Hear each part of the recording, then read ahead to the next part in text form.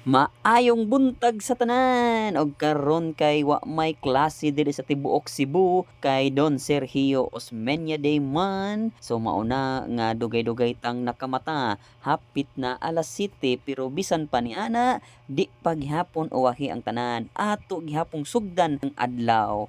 Apan sa dili pa ta mapadayon, palihog mohangyo ko ninyo sa pag-like, share, comment ini atong video para daghan sad ang makakita. Kay medyo sayo-sayo pa man, unya wala pa man tay pamahaw, maunang magluto usa ta. So magkuha ta og unsay atong maluto diri sa ato ang refrigerator. So nagkuha ta og pila ka hiwa sa manok, unya ato ni siyang gipaagasan og tubig para mahilis ang ice. Kay ato ning halang-halangon. Samtang naghuwa ta nga mahilis ang ice sa manok, ato sab gikuha ang sikwati nga sobra nato pagkagahapon. Kay ato ning initon og atong isuwa sa pan. Unya kay ni bukal naman, so ato dayong gisud sa tasa. Kay aron atong mainom ang init nga sikwati ug masudlan ang atong tiyan. Kay gutom naman kaayo, maunang nag-andam na lang pud ta og kanon.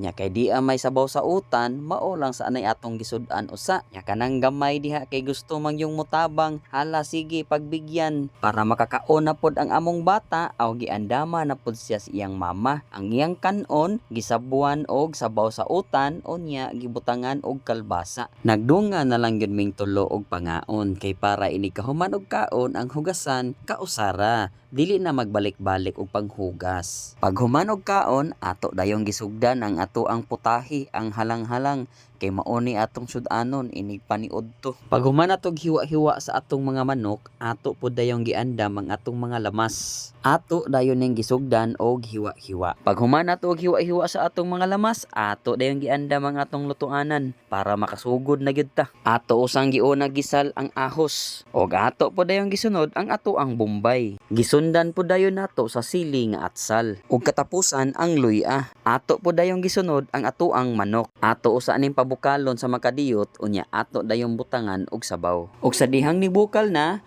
ato dayon ning gibutangan og asin unya atong gibutangan pod og black pepper. Ato dayon ning gibutangan og usa ka tasang tubig para sa iyang sabaw. Atong tabunan og balik kay atong huwaton nga mobukal na pod ni siya. Unya sa pila ka minuto ni bukal ra pod ni siya nya ato giukay og gamay para masagol ang katong asin og ang black pepper niya unya atong tilawan dayon. Og diya na, naluto na gyud ang ato ang halang-halang. Andam na ni para sa atong paniudtoon niya. Pag human ato og luto, ato pod ang gipanghugasan ang atong mga gipanggamit.